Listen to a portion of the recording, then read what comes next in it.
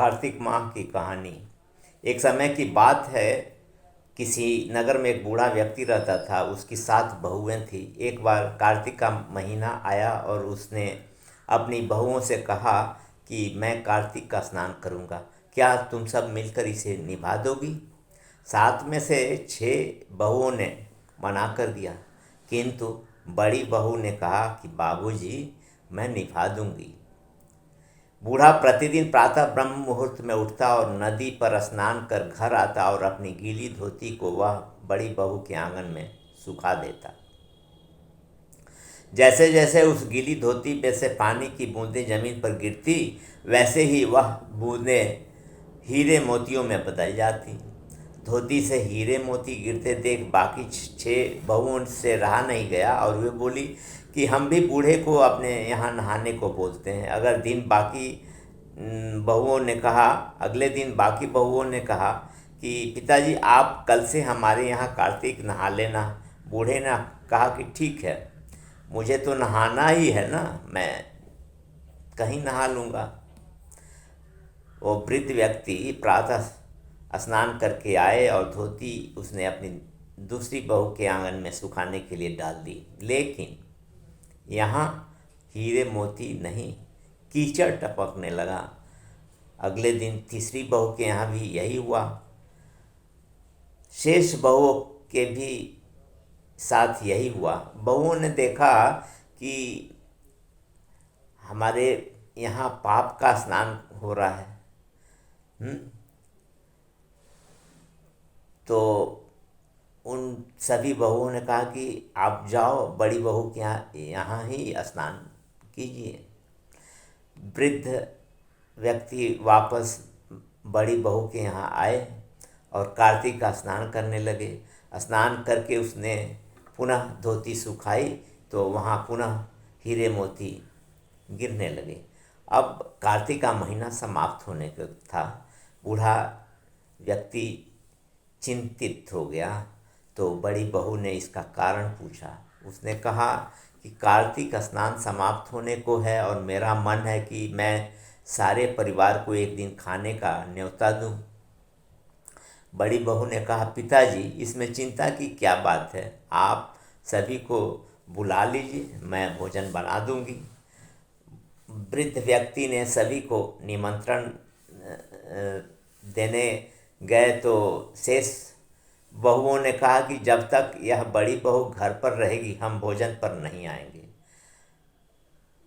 फिर वृद्ध व्यक्ति चिंतित हो गए और ऐसे सोचने लगे, ऐसे कैसे होगा, और सूखने लगे। बूढ़े व्यक्ति को सूखते देख बड़ी बहू ने कहा कि पिताजी, अब आपको क्या चिंता है? बूढ़े ने बाकी 6 बहुओं वाली बात बड़ी बहू को बता दी, जिसे सुन वह बोली कि पिताजी ठीक है, मैं भोजन बनाकर रख जाऊंगी। और उसने वैसा ही किया, भोजन बनाकर रख दिया और अपने लिए 4 रोटी लेकर खेत पर चली गई। इधर 6 बहुओं ने भोजन कर लिया, लेकिन जाने से पहले बाकी बचे भोजन में कंकड़ पत्थर डाल गई कि बड़ी बहू आएगी तो परेशान होगी। इधर खेत में बैठकर बड़ी बहू कहने लगी कि राम जी की चिड़िया, राम जी का खेत, चुग लो चिड़िया भर भर पेट। मेरे ससुर जी ने घर में स्थान दिया और मैंने खेत में।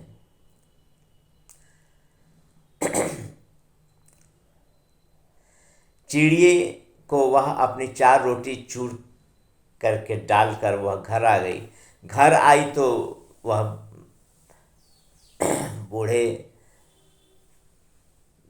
फिर उदास हो गए, उदास होके बैठे थे। उसने फिर पूछा कि यह उदासी क्यों है पिताजी, सब ठीक ठाक निपट गया ना?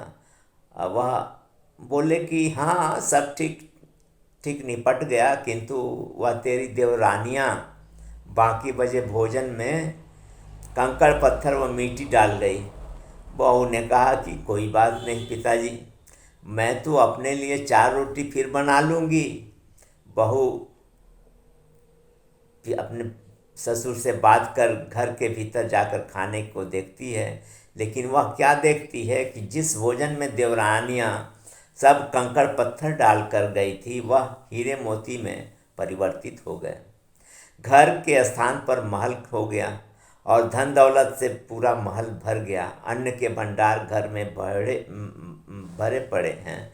वह ससुर को बुलाकर कहती है कि पिताजी, आपने तो कहा था कि मेरे लिए कुछ नहीं बचा है, लेकिन यहाँ तो हीरे मोतियों के भंडार भर गए हैं। घर में, पूरे घर में धन की वर्षा हो रही है। साधारण सा घर महल में परिवर्तित हो गया है। बूढ़े ससुर सब चीज़ देखकर बोले कि बेटी, तुमने कार्तिक स्नान सच्चे मन से निभाया था, लेकिन बाकी बहुओं ने पापी मन से इसे निभाया, इसलिए कार्तिक देवता तुमसे अत्यंत प्रसन्न हुए और यह परिणाम दिया। हे कार्तिक देवता, जैसे आपने बड़ी बहू को सुनी वैसे ही आप सभी की सुनना।